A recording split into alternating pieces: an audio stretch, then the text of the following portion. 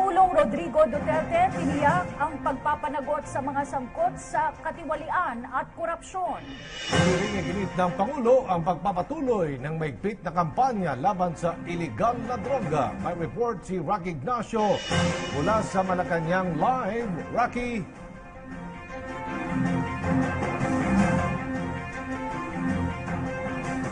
Sinagot ni Pangulong Rodrigo Duterte ang isyu kaugnay ng korupsyon ang kanyang kautosang pag-aresto sa isang kumpanya ng sigarilyo dahil sa umani katiwalian, pati na ang patuloy na laban kontra iligal na droga.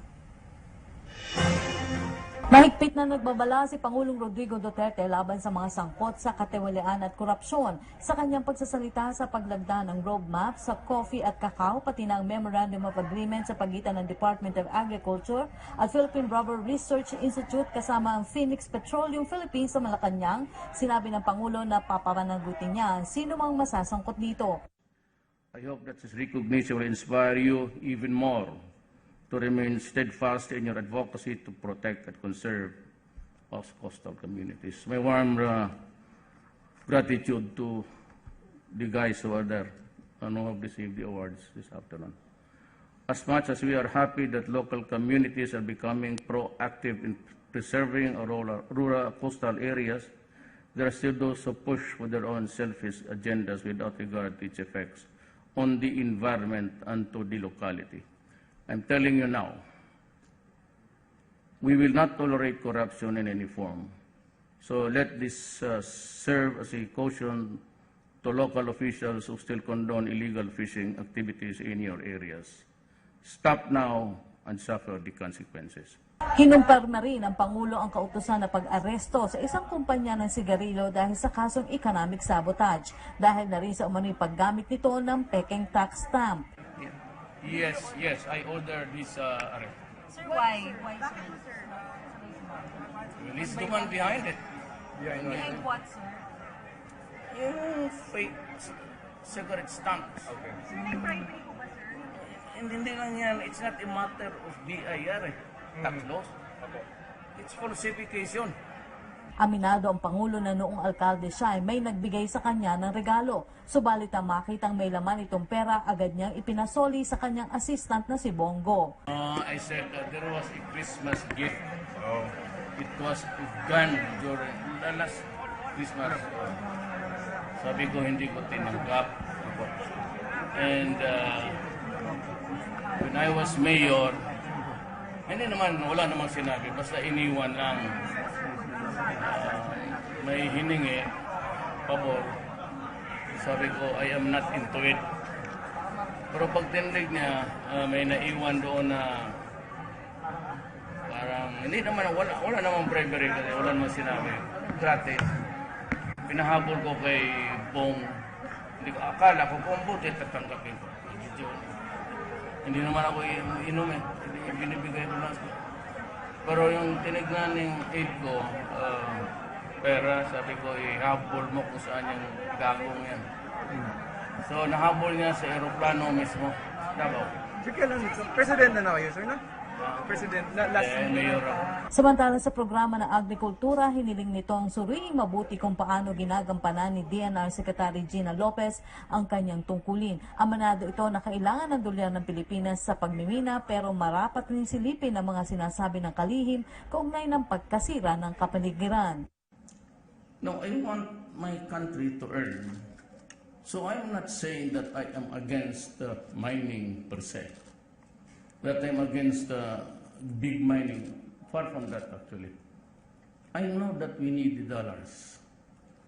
But somehow we have to look at the other way in a different perspective. But tignan ninyo, she has a good case, Gina. And hopefully we can strike a happy compromise there. But more, I think, on the side of protecting the public interest. That is how I look at it. Kaya ako hindi ako nakialam. Never. Maraming tumatawag sa akin, mga classmate ko. They wanted me to call. Diana, cannot do that. For the life of me, I have never called any cabinet member for any reason at all. I confront them in the cabinet meetings. Muli ring iginiit nito ang pagpapatuloy na mahigpit na laban kontra iligal na droga. It's happening in all areas in the Philippines. The drug war, they're continuing in summer, latest, sila na doon. Sabi ko, hayaan mo na muna. Let them kill each other. Tatapusin na lang natin yung iwan. Kasi, ikaw ang pasangin lang, ikaw ang, ano pasangin lang sa Tagalog, pagbintangan na naman, nagpatong na yung, sabi ko, hayaan mo na muna. Let them fight each other.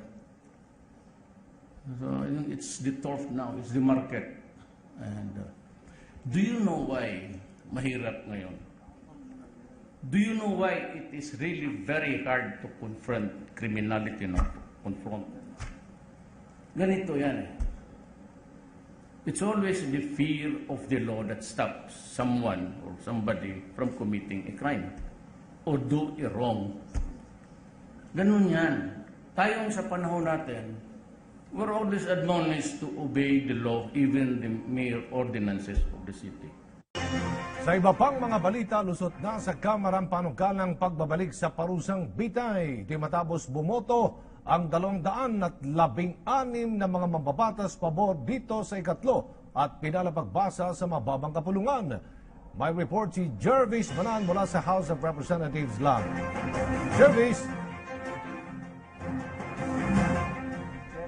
Matapos nga lang bumoto ng mga mambabatas kaugnay ng panukalang ibalik ang death penalty at pasado na nga ito sa mababang kapulungan.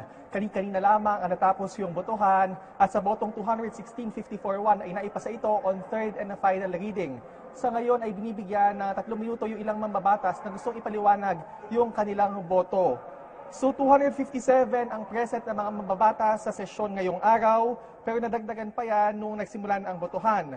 In the end, 216 ang bumoto in favor dito, 54 ang tumutol at isa naman ang nag-abstain. Kasama sa mga bumoto in favor of the bill ay ang leadership ng Kamara kabilang na sina Speaker Pantaleon Alvarez, Majority Leader Fariñas, Justice Committee Chairman Ray Umali, Deputy Speaker Gwen Garcia, Deputy Speaker Fred Castro at iba pa.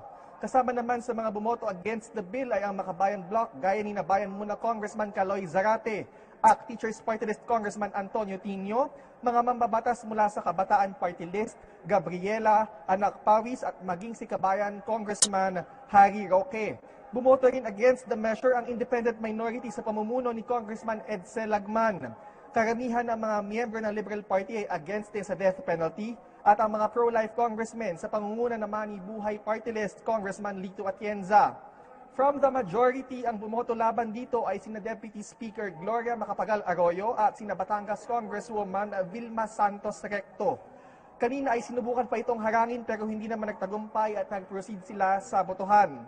Aljo at Cathy, 8 buwan ang itinagal mula nang ihain ito hanggang sa maaprubahan ngayong araw. Sa pag-cover natin dito sa Batasang Pambansa, simula ng Duterte administration ay ito na nga yung pinaka-divisive at controversial na issue na ating nakita.